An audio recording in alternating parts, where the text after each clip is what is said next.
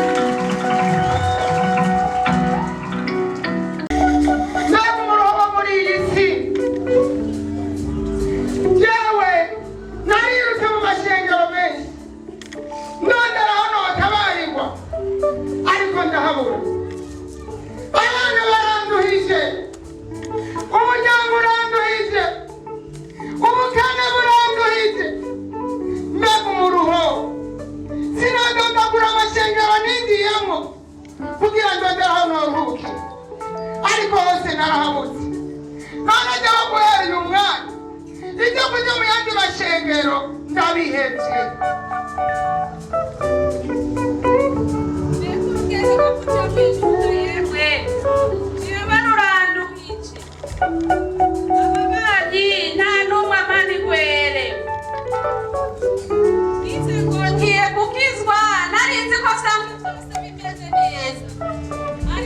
hano nasanze umengo nukuruha gusa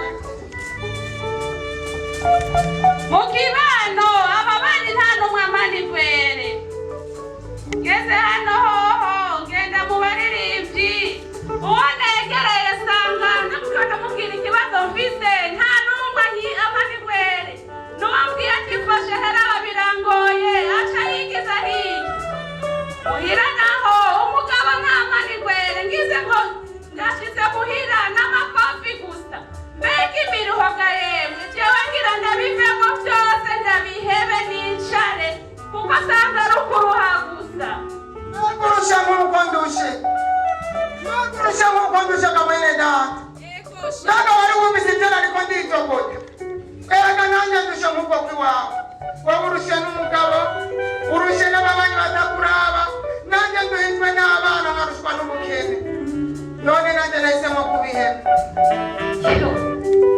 nabumvirije kera mwantangaje ko mwicogota umwe ngo yatanze urugendo ruja mw'ijuru ngo yagiye mu ngoro y'Imana ngo azi ko byose ariho birongera yo reka gukizwa habamo intambara ariko mw'izo ntambara nyene bene data nureme ubundi nawe umugabo ukamwambisa ku makofi bitahure irya y'umukristo n'amagerageza ariko rero numvise ngo mwana yerereye hirya no hino amashengero atandukanye ngo ntaho mwaruhuki humura aha mwashitse ariho toruhuki aho urahazi ariho notabaye yego ni hehe aha ari ishengero ryitwa refantasi hanyereke ishengero ryo kwihana hanyereke no kuruhukira muri kristo amarira yanjye yokama umaze kwihana uca uruhukira muri kristo hanjani humura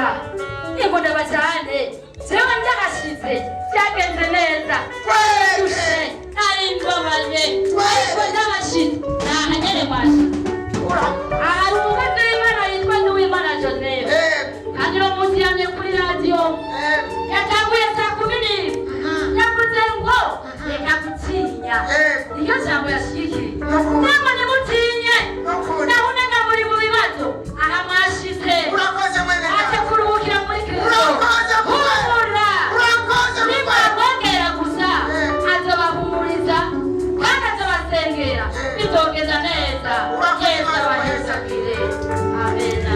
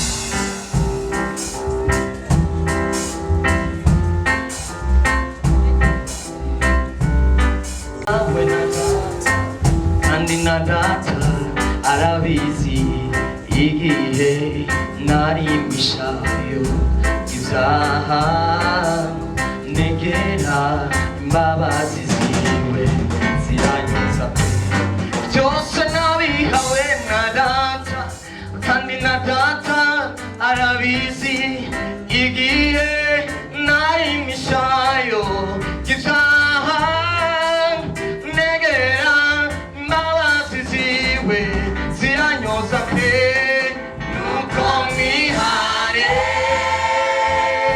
muhindukire uhoraho ibyaha byanyu bihanagurwe maze ibihe byo guhembuka bibona ingene biza bivuye mu nyonga z'umwami Mana maze ibihe byo guhembuka bibona ingene biza bivuye mu nyonga z'umwami nuko mwihare muhindukire uhoraho ibyaha byanyu bihanagurwe maze ibihe byo guhembuka mu mitima yanyu n'ingene biza bivuye mu nyonga z'umwami Mana yacu maze ibihe byo guhembuka bibona ingene biza bivuye mu nyonga z'umwami Mana yacu nuko mwihare muhindukire uhoraho ibyaha byanyu bihanagurwe maze ibihe byo guhembuka bibona ingene biza mu mitima yanyu mu nyonga z'umwami Mana maze ibihe byo guhembuka bibona ingene biza bivuye mu nyonga z'umwami Mana yacu Uri wowe niho turuhukiye mwami wawe iyo twihangiye ubuzima bwacu burahinduka tukaba ibyaremwe bishasha ibyapfuye bikazuka haleluya twageze muri yesu turaruhuka kuko twitandukanije n'ibyaha ibyaha nibyo bitera kuruha oya si ibibazo tubona iyo umuntu yihanye n'ubwo yaba ari umukene aronka amahoro mu mutima naho wowe uri nyarucari uri inyuma y'abandi ukwihana kurakwizana kukagushira imbere haleluya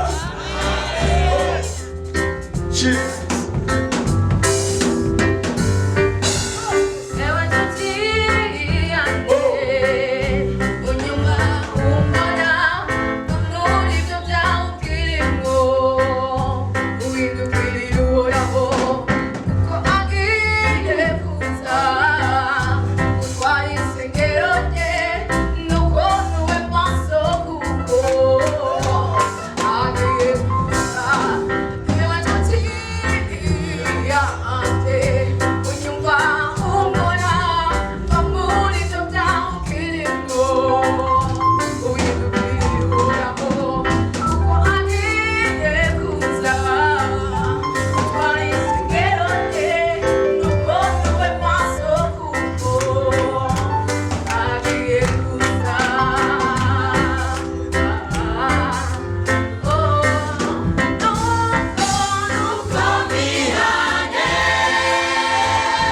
muhindukire uhoraho ibyaha byanyu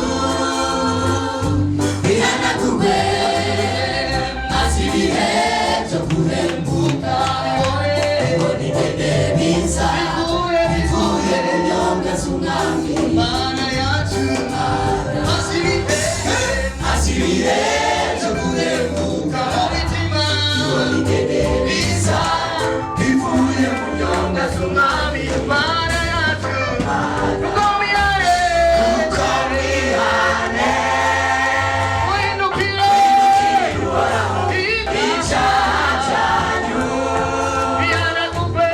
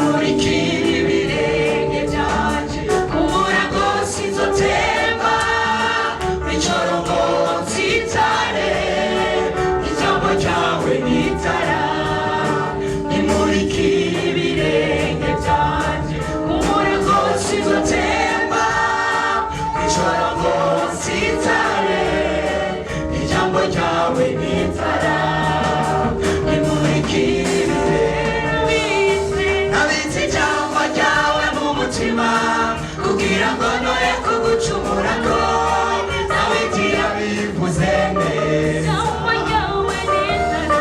nabitse ijambo ryawe mu mutima kugira ngo noye kugucumurako nawe igihe bivuze neza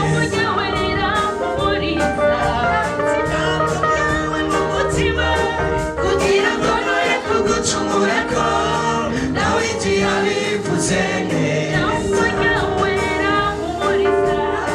nabitse ijambo ryawe mu mutima kugira ngo noye kugucumurako nawe igihe bivuze neza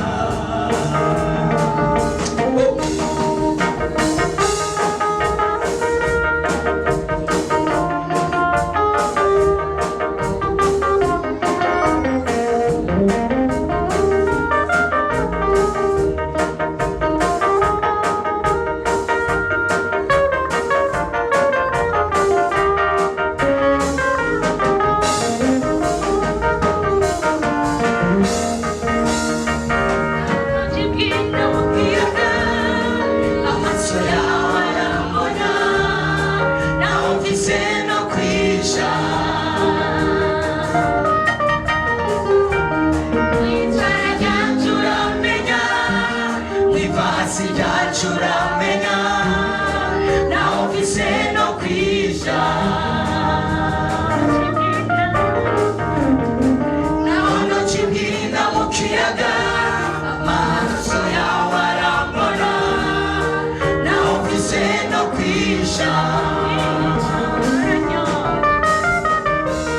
mw'itara ryacu uramenya mw'ivasi ryacu uramenya naho mfise no kwisha nabitse ijambo ryawe mu mutima kugira ngo noye kugucumurako nawe igihe bivuze neza nabitse ijambo ryawe mu mutima kugira ngo noye kugucumurako nawe igihe bivuze neza nabitse ijambo ryawe mu mutima kugira ngo noye kugucumurako nawe igihe bivuze neza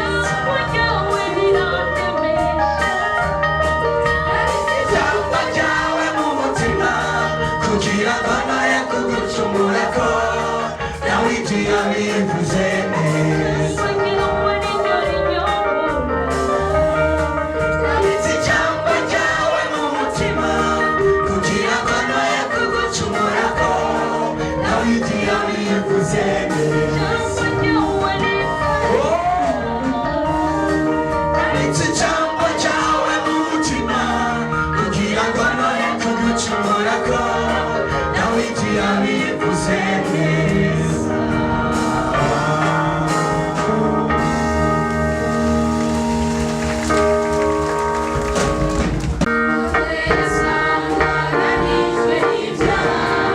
ashira ku bitugu ajyana mu rugo abamarayika biwe baririmbira mu ijuru urukundo rwiwe n'amaraso yiwe ntarunuka azajya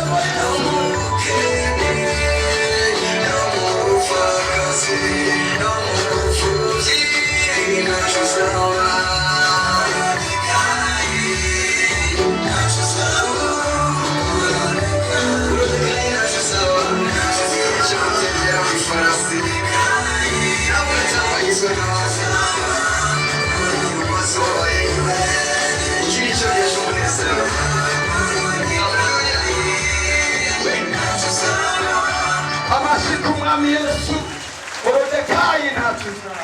Amashi yawe.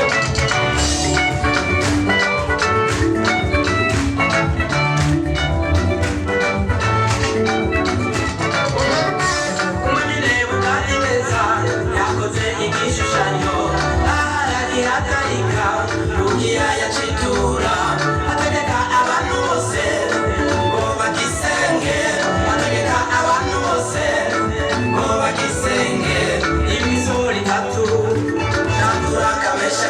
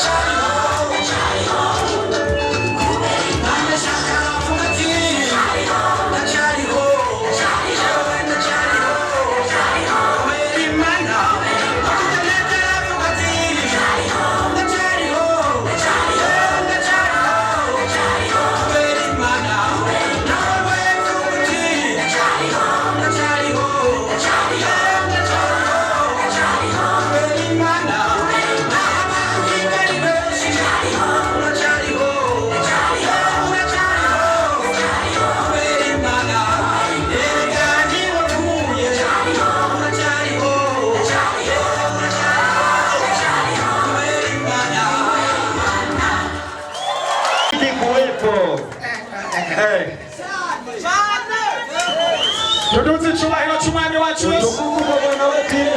Haleluya, haleluya. Abakiriho haleluya. Abazokugwanya bazoba bagwanisha Imana. Watakupiganisha wapiganishe Mungu. Abazomuhiga bazoba bahiza Imana. Watakao kuwinda muwinde Mungu. Yego Yesu.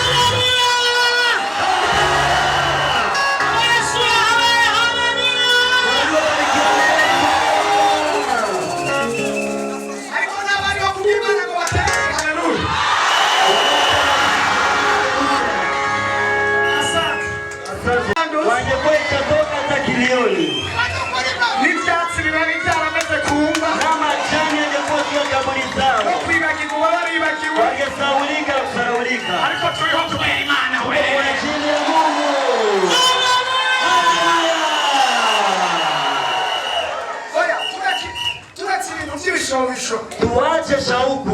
umuntu avyiyumvamo Mtu ambaye anajisitiri, yabaye mw'ivyo bihe mwenye alikuwa katika nyakati, ivyo bihe bikamushika nyakati zikamfikiwa kateni, akabona ko ivyo bihe akaona vyabaye kama alifika nyakatini, iyo atari imana batakiriho ingelikuwa Mungu angekuwepo, iyo atari imana batakiyumva ingelikuwa Mungu angekuwepo.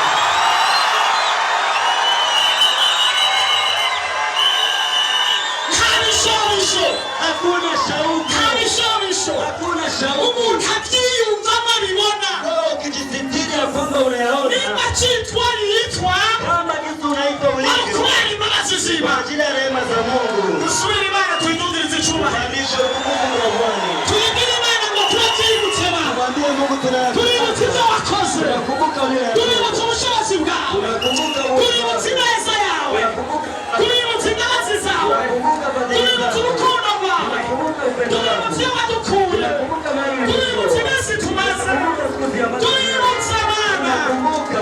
turavyibutse Baba tugukomeye amashyi Pigia makofi na vigelegele kwa huduma hiyo. Shirika wa kanisa waje kumtumikia Mungu katika kanisa la Repentance, tuza kubana nawe wanaotamani kushirikiana kugira nasi ngo imana yacu ibe imana yabo ili Mungu wetu awe Mungu wao. imana ya Repentance ibe imana yabo Mungu wa Repentance awe Mungu wao. unyaruke mu bubangutsi Harakisheni kwa haraka, tubereke marayika wa Repentance tuwawakilishe malaika wa kanisa hii, abahezagire awabariki. kandi nimwamuhamagara azobitaba Pia mkimuitisha aho atawaitika. ntavyo gukekeranya Sina hofu na nta mashaka n'ivyo gufatafata na sishikishiki. oya niraza kuba imana yanyu mu bundi mwabigomba Mkiyataka Mungu atakuwa Mungu wenu. komera amashyi ku bamaze kuza Makofi na vigelegele kwa n'abariko waliofika babandanya baza na wenye ambao wangali wanajifikiri. usengera ahandi Ulikuwa unaingilia kanisa nyingine, mugabo ubu wipfuje gufatikanya nawe siku ya leo unahitaji nta muntu kushirikiana atokwifuza nasi. gufatikanya Hakuna nawe mtu hawezi kuja kushirikiana nasi. narabonye kuwa Mungu heze Jumapili iliyokwisha, intahe y'umuntu twasengeye hano ushuhuda wa mtu ambaye tuliombea sehemu hii, yaramaze imyaka 17 agwaye ibiguma mugongo hose yaratubaguritse alikuwa na miaka 17 anagonjwa vidonda. imana yo mwijuru ya Repentance ikamukiza Mungu wa Repentance akamponya. nawe ukwiye kuba imana yawe Nawe pia Mungu anapaswa kuwa Mungu wako. haleluya haleluya Amina. aba bantu ni beza cyane Watu hawa ni wazuri, kandi aba bantu baranezereye kose pia wanafurahi sana. mbega aba bantu tubahe kaze mu izina ryawe Wakaribishe katika jina la Yesu. imana ibakorera iki Mungu awabariki pamoja nasi. Amen. Oh, imana ihabwe icyubahiro Mungu cyane apewe sifa. tugomba tubasengere Acha tuwaombee. tusenge imana kugira ngo Tuombe Mungu imana yacu ibe imana yacu ili Mungu wetu awe Mungu wao. tubakire muri Repentance Tuwapokee katika kanisa la reka Repentance. dusabe mwebwe mwese mugorora ibiganza mu bibarabisheko Wewe wote ambaye mnanyoosha tubasabire mikono, umugisha w'imana tuombe ya Mungu. nyaguhora ku ngoma Mungu Baba, nami mwiza w'amahoro Mungu wa amani. aba bantu turabasengeye Watu hawa tunawaombea. tubahezagira Tunaombea kandi baraka. ni wewe wamaze kubahezagira Baba ulishawabariki. ubafise ko icyiyumviro cyiza Uko na wazo zuri. reka babone umugisha w'imana muri Repentance Acha waone baraka ya Mungu. turabakiye Tunawapokea muri Repentance katika kanisa nawe mu la gitabo cy'ijuru Wao katika kitabu cha Biblia pia uandike. bagira adrese ya hano Wawe na mali ambapo wewe wataulizwa. watanguje Wewe Repentance ulianzisha Repentance. urushirize kuba imana yabo Zidi kuwa Mungu wao. bashirikire Baba ibiganza wasapoti. byose birambikwa Mikono yote ambayo ilinyooshwa bibatumbereyeko inawasogelea. kugira ngo ubwiza bw'imana buhane nabo Utukufu wa Mungu pamoja haguruka nao. uhangana n'ibiba Baba hanze pambana na inabidi bamuhamagariye muri ishengero bazokubone wakipita katika kanisa ili wakuone. bamutabarije muri ishengero bazokubone Wakipitisha katika kanisa ili mana wakuone. ndagushimiye cyane Mungu nakushukuru. aba bantu buzuze mpemu yera Watu hao wajaze Roho kandi Mtakatifu. ucagagura imigozi yari baboshe Washikaze kama muri iri shengero baharonkera uburenganzira kanisa ili wapate no uhuru. kubana nawe mu rwego rukomeye Wakuwe pamoja no nao kugendana katika nawe hali muri ya juu. byose Watembee pamoja na mu wewe. izina rya Yesu Kwa jina la Yesu Kristo. Amen. Amina. komera amashyi namwe Makofi kwa Bwana Yesu.